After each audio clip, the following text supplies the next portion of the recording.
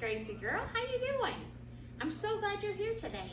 I was at the store this morning and they had potatoes on sale. I really could use your help in the kitchen. Do you want to learn how to do something really cool with potatoes? Okay, let's go. Now that we got our hands washed and our hair up while you were out there taking care of that, I went ahead and peeled some of the potatoes. So canning potatoes is super easy and it's a great way to save money. So the process is to peel your potatoes and wash them, and then we're going to cut them up into 1/2-inch chunks.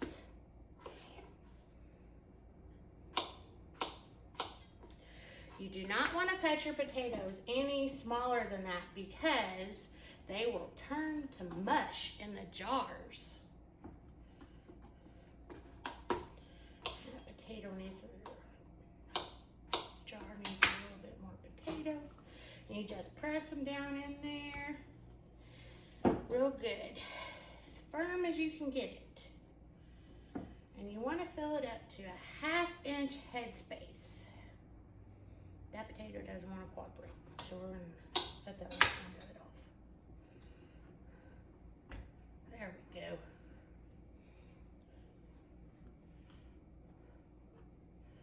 All right. Now that we got our potatoes in the jars, these jars are filled with cold water because we're doing a cold pack.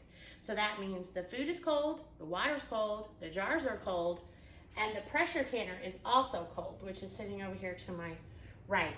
So the next step is to, not that step. Got to get the air out of the jars. So you just run this little doohickey down in here, and it will release any air bubbles that are stuck in the jars, which is very important. Removing those air bubbles also allows you to have the proper liquid level in your jars so that you don't have siphoning or jars that have not enough liquid in them so the food is above the water. So this one needs just a touch more water. This is tap water, but I ran a big picture of it and I set it out on the counter last night so that it would be room temperature, 1, and 2, it would release the chlorine because you don't want to use chlorinated water when you're canning. Also, I do not put salt in my potatoes when I'm canning them because if for some reason I've canned something, or if I've made a pot of soup or something and it's a little too salty, I can add potatoes and potatoes will pull some of that salt out of the liquid. So I never can potatoes with salt in them. So now we're gonna wipe these rims off. That's a tongue twister. And we're gonna put these lids on finger tight. Now, you'll notice I only have 6 jars left to put into the pressure canner, and my pressure canner holds 7 jars. So there's a cool little canning trick you can do. You can can a jar of water. And the reason that you do this is because it takes up space so that the jars don't move around inside the canner. So we're gonna drop our rack into the canner. Remember, this is cold, it's not on. And then we're gonna stack our jars in. Okay, here are the jars in the canner, and there's space and everybody's in there and happy. We're gonna turn the canner on to medium high, right there. On my stove, it's number 8. And then we're gonna put the lid on and we'll be back. Now we have the lid on the pressure canner and the jars are inside and the stove is on. So now we just have to wait for a steam vent to happen. And I'll explain that when it happens. See you in a bit. Okay, here we are.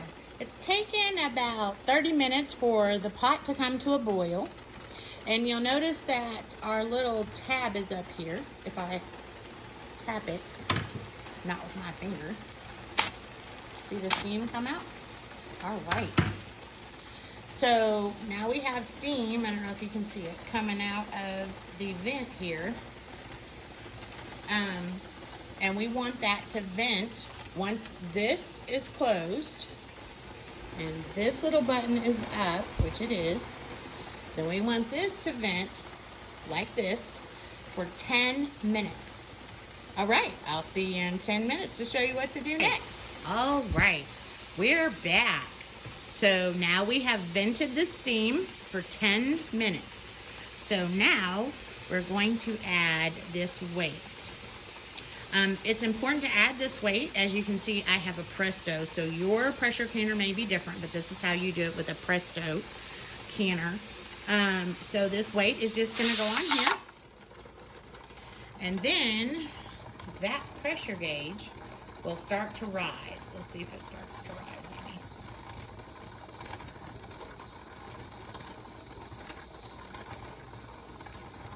While we're waiting for it to rise, let's talk about why it's so important to vent for 10 minutes. So, see the pressure gauge starting to move. So, inside the canner is air.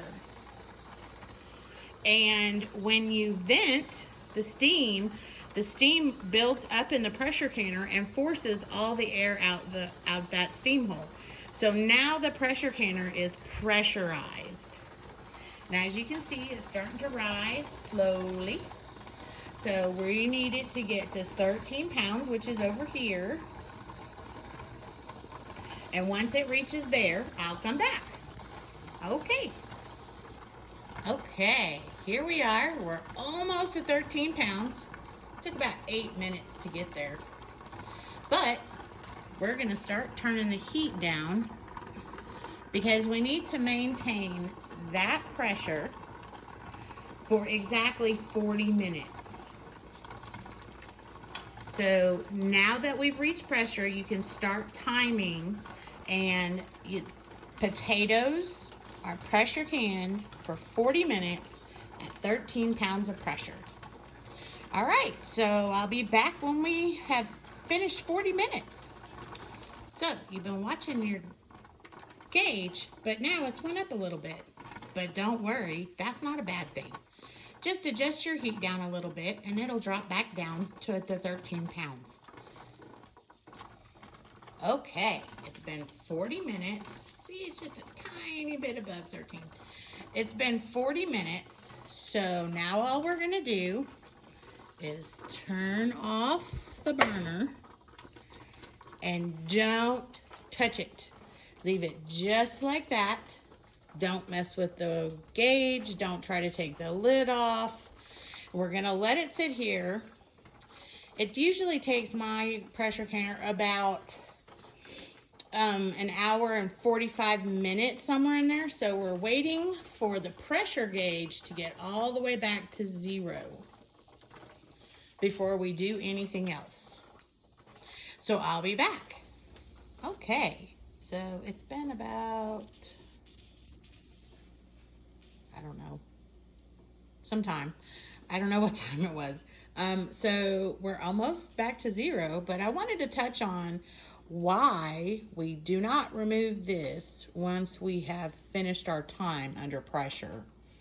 So there's a thing when you're canning called siphoning, and I'll add some pictures in of what that looks like in a jar, but it's basically where you filled the jar up this much and then water has seeped out due to a drastic change in pressure inside the pressure canner. So your jar will be this full and then it'll be this full. So it's important to allow the jars to cool slowly and not remove the pressure weight. Wait till it gets to 0 and then we'll remove the pressure weight. Okay, we're all the way to 0. So now it's time to remove the weight.